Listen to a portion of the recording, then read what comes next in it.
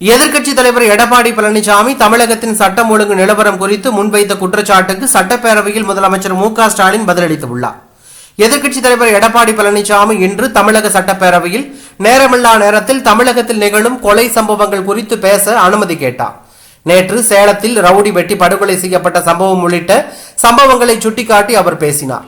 அன்றாட நிகழ்வுகள் போல தமிழகத்தில் கொலை சம்பவங்கள் நடந்து வருகிறது என தெரிவித்திருந்தார். ஆனால் அவர் தொடர்ந்து பேச அனுமதி மறுக்கப்பட்ட நிலையில் அதிமுகவினர் வெளிநடப்பு செய்தார்கள். இந்த நிலையில் அப்போது தமிழக முதலமைச்சர் மு.க.ஸ்டாலின் எதிர்க்கட்சி தலைவரின் குற்றச்சாட்டுக்கு விளக்கம் அளித்து பேசினார்.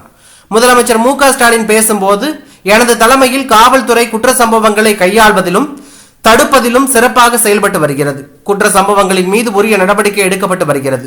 அதிமுக ஆட்சி காலத்தை ஒப்பிடுகையில் திமுக ஆட்சியில் பழிக்கு பழி நடைபெறும் கொலை சம்பவங்கள் குறைந்து உள்ளன. ஆனாலும் திமுக ஆட்சியில் கொலை சம்பவங்கள் அதிகரித்து உள்ளது போல தவறான தகவல்களை தொடர்ந்து பரப்பப்பட்டு வருகிறது. காவல்துறை சுதந்திரமாக செயல்படுகிறது. எந்த கட்சியினர் மீதும் பாரபட்சமின்றி நடவடிக்கை எடுத்து வருகிறது. குற்ற பின்னணி உடையோரை உன்னிப்பாக கண்காணித்து வருகிறது. பொதுமக்கள் கூடும் இடங்களில் பாதுகாப்பை சிறப்பாக மேற்கொள்கிறது என தெரிவித்தார். இது தற்போது இரு கட்சியினரிடமும் பூகம்பமாக வெடிக்க தொடங்கியுள்ளதாக தகவல் வெளியாகி பரபரப்பையும் அதிர்ச்சியும் ஏற்படுத்தியுள்ளது.